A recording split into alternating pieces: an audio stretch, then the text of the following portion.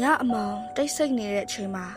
အကျဉ်းဆောင်တကားတစ်ချက်ကတန်ရာဖွင့်တန်တဲ့အတူလှုပ်ခတ်ထွက်ပေါ်လာပါတယ်။သူအကျဉ်းသားတူသူ့ရဲ့အတိတ်ကမရဏကြီးမုံလိုခက်မမောင်ကပ်ပြီးမဝေးသွားဘူး။ဒါပေမဲ့ဒီညလိပ်ပြတကောက်ရဲ့တိတ်တိတ်ပြန်တန်ကအရာအလုံးကိုပြောင်းလဲစေမဲ့အစာကိုရောက်လာစေဖို့တတိပေးနေပြီ။အခန်း1မဟာခန္ဓာရေးပညာတို့ဤစင်မြင့်ဒေါက်တာမင်းထင်ကျော်အနေနဲ့မြမပြည်သားမကကမ္ဘာနေရာတော်တော်များများသို့ရောက်ခဲ့ပူပေသည်အထူးသဖြင့်ရှေးဟောင်းပစ္စည်းရှေးဟောင်းပညာရပ်များအဖြစ်အပျက်များနှင့်ဂမ်ဘီယာဆန်သောနေရာများသို့ဦးစားပေးသွားရောက်ခဲ့ပေသည်ဂမ်ဘီယာဟုဆိုသောအကြောင်းအရာအဖြစ်အပျက်များနှင့်ပတ်သက်သောနေရာအတော်များများလည်းရှိပေသည်မြမပြည်မှာလည်းရှိသည်ကမ္ဘာနေရာအနှံ့အပြား၌လည်းရှိပေသည်သို့သောမူလမြေဖြားခံရာဒေသပင်ရင်ကတော့များများဆဆမရှိလာပေမဟာကဏ္ဍဤပညာနှင့်ပတ်သက်၍စတင်ပေါ်ပေါက်လာသောပြစ်ဖြာခံရာဒေသမှာအတလန်တစ်မြို့တော်ကြီးနှင့်မျိုးနွယ်စုများပင်ဖြစ်ပေသည်အတလန်တစ်မြို့တော်ကြီးသမုဒ္ဒရာရေအောက်သို့နေမြုပ်ပြောက်ကွယ်ခြင်းမဖြစ်မီအချိန်ထိမဟာကဏ္ဍဤပညာများစွာထုံးကားခဲ့ပါသည်မဟာကဏ္ဍဤပညာကဘာသာရေးမဟုတ်သလိုစမ်းကြဲသောမော်ပညာရပ်များလည်းမဟုတ်ပေလူသားများအတွက်တိုးတက်ထုံးကားစေနိုင်သောပညာဖြစ်သည်ဟုရေဘူးကအဖြစ်ကောက်ချက်ချနိုင်ပါသည်လူသားများအတွက်မရှိမဖြစ်လိုအပ်နေသောတသနာပညာမနုဿပညာစိတ်ဓာတ်ဗေဒပညာနဲ့အနုပညာအပါအဝင်တဘာဝသိပ္ပံပညာရပ်များအားလုံးတို့မှာမဟာကဏ္ဍဤပညာမှတစ်ဆင့်ပေါ်ထွက်လာခဲ့သောပညာရပ်များဖြစ်ကြပေသည်သို့ဆိုပါက၎င်းပညာရပ်ကြီးများ၏ရေတောက်မြစ်မှာမဟာကဏ္ဍဤပညာပဲဖြစ်ကြောင်းသိနိုင်ပေသည်အတလာတစ်တိုက်ကြီးသမုဒ္ဒရာရေအောက်သို့မနှင်းမြုပ်မီအချိန်ထိမဟာကဏ္ဍဤများစွာထုံးကားလာခဲ့ပါသည်ထို့တူအတလန်တစ်မျိုးနွယ်စုများလည်းပေါ်ပေါက်ခဲ့သည်ထိုအချိန်ကအတလန်တစ်မျိုးနွယ်စုပေါင်း9မျိုးရှိခဲ့ပါတယ်၎င်းမျိုးနွယ်များပေါ်ပေါက်ခဲ့သောကာလမှာလွန်ခဲ့သည့်နှစ်ပေါင်း12သိန်းခန့်ဖြစ်သည်ဟုမဟာကဏ္ဍ၏ပညာရှင်များကခန့်မှန်းခဲ့ကြသည်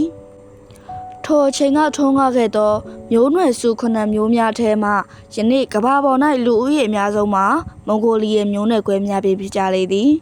အတလန်တစ်မြို့တော်ကြီးကောင်းစားစဉ်အချိန်ကရင်းချင်းမှုကြီးတစ်ခုလုံးကိုခေါင်းဆောင်လွှမ်းမိုးထားသောမျိုးနွယ်ခွဲများမှာတောတက်များပင်ဖြစ်ပေသည်စီးမမျိုးနွယ်ခွဲသည်နောက်အခါအာရန်ပင်မလူမျိုးကြီးဖြစ်လာပြီးအနောက်တိုင်းနှင့်အမေရိကတိုက်သို့ပြန့်နှံ့သွားခြင်းဖြစ်သည်တာရေနီယန်စီးမိုင်းနဲ့အကာရီယန်တို့မှာအခုအခါတွင်အာရကဘာတွင်ရှိကြသည့်မျိုးနွယ်ခွဲများပင်ဖြစ်လာခဲ့ကြလေသည်အတလန်တစ်မြို့တော်ကြီးပျက်စီးသွားပြီးနောက်ပိုင်းတွင်ကျန်ခဲ့သောမျိုးနွယ်စုဝယ်များသည်အရှေ့အနောက်ကမ္ဘာအရရက်သို့ပြန့်နှံ့သွားကြလေသည်အာရှတိုက်သို့မွန်ဂိုလီယာမျိုးနွယ်ခွဲများရောက်ရှိလာခဲ့ကြပြီးတရုတ်မွန်ဂိုတိဘက်ကိုရီးယားမြန်မာထိုင်းဗီယက်နမ်လာအိုကမ္ဘောဒီးယားမလေးရှားဖိလစ်ပိုင်အင်ဒိုနီးရှားစသဖြင့်လူမျိုးစုများနိုင်ငံများဖြစ်ပေါ်လာသည်အရှေ့အနောက်ပိုင်းရက်များမှာတာရေနီယန်နှင့်အကာရီယာမျိုးနွယ်ခွဲများပင်ဖြစ်ကြလေသည်မြောက်အမေရိကတိုက်နှင့်တောင်အမေရိကတိုက်များသို့တောတက်မျိုးနွယ်ခွဲများရောက်ရှိသွားကြလေသည်တောတက်များ၏အသားအရောင်မှာနီညိုအောင်ဖြစ်သည်မျက်လုံးနှက်သည်သပင်နှက်၍ဖြောင်းသည်အသားရည်ကျန်းသောကြောင့်အာရှတိုက်မှာရှိသောအိန္ဒိယအမျိုးနွယ်ဝင်များနှင့်ဆင်တူလေသည်ထို့ကြောင့်တောတက်ဟုခေါ်ကြသည်အမေရိကတိုက်မှာရှိကြသောတိုင်းရင်းသားများကိုအင်ဒီယန်ဟုခေါ်ကြသည်မြောက်အမေရိကတိုက်ရှိတိုင်းရင်းသားများကိုတော့လူရိုင်းနေဟုခေါ်ကြသည်ထို့ပြင်တောင်အမေရိကတိုက်တွင်ရှိသောယဉ်ကျေးမှုများမှာမာယာယဉ်ကျေးမှုများပင်ဖြစ်ကြောင်းကဏ္ဍ၏ပညာရှင်များကသုံးသပ်ပြောဆိုကြသည်မာယာတို့အသုံးပြုခဲ့သောနက္ခတ်ပညာများမှာယခုခေတ်အခါအသုံးပြုနေကြသည့်ပညာများနှင့်ကွာခြားမှုမရှိကြောင်းအောက်ပါအချက်အလက်များကိုလေ့လာကြည့်ပါကသိနိုင်လေသည်နှစ်တစ်နှစ်ကိုတွက်ချက်ရာတွင်မာယာတို့က365 242 129ရှိသည်ဟုတွက်ချက်သည်ဂရီဂိုရီယန်ပြက္ခရိန်နှင့်365 242 129ရှိကြောင်းတွက်ပြဖော်ပြလေသည်ခေတ်သစ်နက္ခတ်ပညာရှင်တို့ကတော့365 242 198ရှိသည်ဟုတွက်ချက်သုံးစွဲခဲ့ကြသည်မနုဿပညာရှင်ပလွန်ကီယွန်ကမူ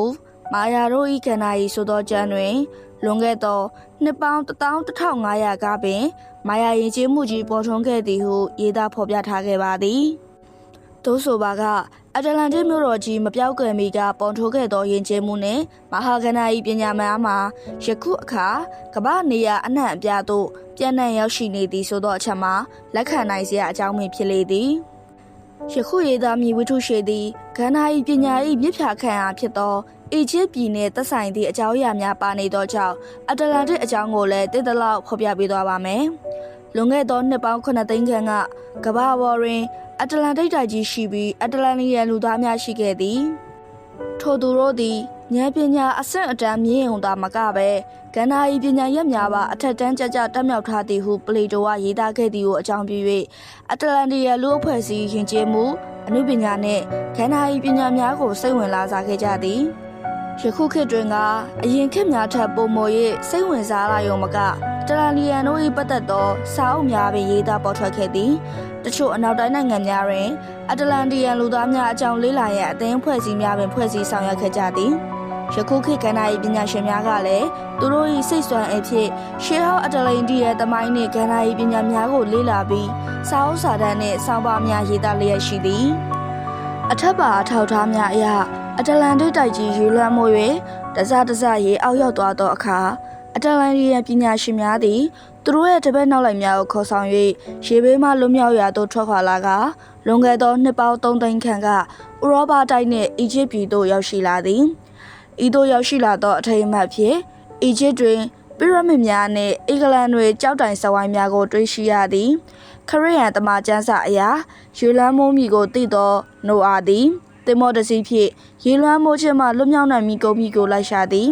နိုအာ၏သားဖြစ်သူရှန်သည်အီဂျစ်သို့ရောက်လာပြီးစိုးမိုးအုပ်ချုပ်သည်ဟုဆိုသည်ထိုစဉ်ကအီဂျစ်သည်ရေလွှမ်းမိုးခြင်းမှကင်းနိုင်သောနေရာဖြစ်သည်တချို့သူသည်များ၏အဆိုအရနိုအာကိုယ်တိုင်လည်းကန္နာ၏ပညာရှင်ဖြစ်သည်သူသားရှန်ကလည်းကန္နာ၏ပညာတက်မြောက်သည်ဟုဆိုကြသည်ရှန်သည်ကန္နာ၏ပညာများကိုအတ္တလန္တိယများထံမှတည်ဆောင်လာသည်ဟုယူဆရသည်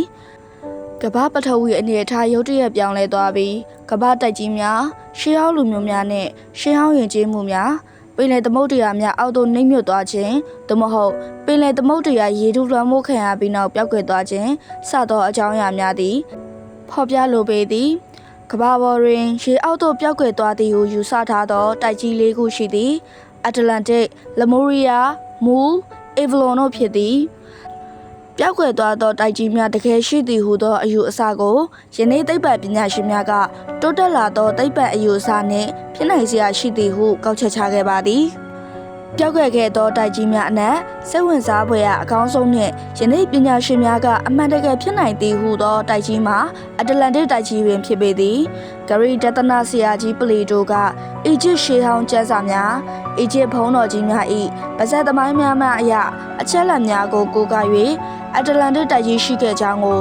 သူ၏နာမည်ကျော်ဆွေးနွေးခန်းချမ်းကြီး၌ထည့်သွင်းဆွေးနွေးခဲ့သည်ထိုအချိန်မှစ၍ယနေ့ထိနှစ်ပေါင်း2000ခန့်ရှိတော်လဲရှေးနောက်ခေတ်ပညာရှင်များအဆက်ဆက်ဆွေးနွေးညှိခုံလျက်ရှိစေပင်ဖြစ်ပြီးတဘာဝကျသောယတိပြတ်အဖြစ်အခုထိမရသေးပေအတ္တလန္တိတ်နှင့်ပတ်သက်သောစာအုပ်များ2000ခန့်ရှိပေသည်သူသည်အများကအတ္တလန္တိတ်တိုက်ကြီးသည်အတ္တလန္တိတ်သမုဒ္ဒရာ၏ဟိုဘက်ကမ်းဒီဘက်ကမ်းအပြင်မြေထဲပင်လယ်တဝိုက်တွင်လည်းရှိနိုင်သည်ဟုညင်းခုန်၍သူထငါရှာဖွေနေစေပင်ဖြစ်သည်ကမ္ဘာနိုင်ငံအသီးသီးမှလူမျိုးနွယ်များ၏ဒဏ္ဍာရီများဗဇက်ပြောသမိုင်းများနှင့်သူပြောငါပြောပုံမြင်များတွင်ကမ္ဘာတိုက်ကြီးများရေအောက်နှမြုပ်သွားရာပုံများအကြောင်းပါဝင်သည်ပလေတို၏ဆွေးနွေးခန်း၌တွေ့ရသောအတ္တလန္တိတ်တိုက်ကြီးနှင့်ပတ်သက်သည့်စမ်းကြယ်မှုများကိုလည်းဖော်ပြလိုသည်ထိုကျိုးကြီးကမ်းခြေတစ်ချောင်းတွင်တောင်တန်းကြီးများတွေ့တန်းလျက်ရှိသည်ကျွန်း၏အလယ်ပိုင်းတွင်မြေဩဇာအလွန်ကောင်းမွန်သောလွင်ပြေကျဲကြီးရှိ၏ကျွန်းပေါ်တွင်ဓာတ်သက်တို့တယံဇာတများကျွဲဝါ၍တတိဝလံစားပွဲတောက်ဖွယ်များလည်းအလွန်ပေါ်များသည်အသီးသီးသောအပင်များရှိသည်အတ္တလန္တိတ်မြို့တော်သည်လူထူထူထက်ချမ်းသာကြွယ်ဝကြ၏အဆင့်မြင့်သောအဆောက်အအုံများဆောက်လုပ်ကြသည်ဤပညာအထူးအဆင့်မြင့်သောဗိတုကာများရှိသည်မြို့တော်ကြီးအလယ်တွင်ရွှေရောင်တဝင်းဝင်းနှင့်နန်းတော်ကြီးလည်းရှိသည်ကျွန်းသူကျွန်းသားများကိုးကွယ်သောပိုဆိုင်ဒိုနတ်ဘုရားကြီးရဲ့နှကုံးမှာရွှေငွေစင်ဆွဲကျင်းနီကြောက်တံပရံများနှင့်မုံမှန်ချေလက်ထားသည်ကျွန်း၏ဗဟိုကိုပေ600အကျယ်ရှိသောတူးမြောင်ဖြင့်ဝန်းရံထားသည်ထိုတူးမြောင်ရဲ့အပြင်တွင်ပေ1200ကျယ်သောမြေသားတိုင်းကာရံထား၏ထိုမြေသားတိုင်း၏အပြင်တွင်ပေ1200ကျယ်သောတူးမြောင်ဖြင့်ထပ်မံဝန်းရံထားသည်ထိုတူးမြောင်၏အတွင်းတွင်လှေကြီးများစုံစံသွားလာကြ၏ပလေတို၏ဆွေးနွေးခန်းတွင်ဤကဲ့သို့မြို့တော်ကြီး၏နတ်ဘုံနန်းဓမြတာယာပုံ ဥစ္စာဒနာပေါ်ကျွဲပုံတို့ကိုသာမကအတ္တလန္တိတ်ဂျို၏အုတ်ချုပ်ရေးစနစ်ကိုပါအသေးစိတ်ဆွေးနွေးတင်ပြထားသည်လျှက်အစင်းပေါင်းများစွာရှိသောရေတပ်စင်တပ်များပါဝင်သောကြီးတပ်နှင့်ရိုးရာပွဲလန်းတပင်များကျင်းပပုံကိုလည်းဖော်ပြထားသည်ပထမတွင်အတ္တလန္တိတ်ဂျိုသားများသည်တီလာတိဆောက်ကြပုံလောဘဒေါသကိုဆက်ရှုပ်ယွန်ရှာပုံဓမ္မရပညာရပ်များကိုလေးလာလိုက်စားကြပုံတို့ကိုအလေးထား၍ဖော်ပြသည်နှစ်ရှည်ကြာလာသောအခါနိုင်ငံသားအချို့သည်ကဏ္ဍဤပညာကိုအလွဲသုံးစားပြုလာကြသည်တို့ဖြစ်၍ဤပညာရပ်များကိုစောင့်ကြည့်သည့်ပုဂ္ဂိုလ်များကကာလကြာလျင်လူရည်ကြည်မှုတစ်ခုလုံးပျက်စီးတော်မူကိုထောက်ရှု၍အတ္တလန္တိတ်နိုင်ငံတော်ကြီးအားရေအောက်သို့ပို့လိုက်ကဏီကုန်းကမတ်အဆုံးသတ်ပြုလိုက်လေသည်တီလာသမာဓိရှိသောနိုင်ငံသားများကိုမူလောကပါလာနှများကယင်းနှင့်မြုပ်မိပေးမှလွတ်ရသောတင်းရှောင်နိုင်အောင်အကူအညီပေးခဲ့သည်ဟုဆိုသည်အတ္တလန္တိတ်နိုင်ငံတော်ကြီးရေအောက်သို့နှင်းမြုပ်ပြောက်ခွဲခဲ့ပြီးသောနောက်ပိုင်းများကာလတွင်ကျန်ခဲ့သောမျိုးနွယ်စုများသည်ကမ္ဘာအရပ်ရပ်ရှိနေရာဒေသများသို့ရောက်ရှိသွားကြလေတော့သည်အိန္ဒိယတိဘက်တရုတ်အီဂျစ်စသောနေရာများမှာမဟာကဏ္ဍ၏ပညာနှင့်ပတ်သက်ပြီးအစောဆုံးပြန့်နှံ့ရောက်ရှိခဲ့သောနေရာများဖြစ်သည်ဟုယူဆရပေသည်အီဂျစ်သည်မဟာကဏ္ဍ၏ပညာထွန်းကားခဲ့သောနေရာဖြစ်သည်ကိုရှေ့အခန်းများတွင်ဆက်လက်၍အထောက်အထားများဖြင့်ရေးသားပြပါဦးမည်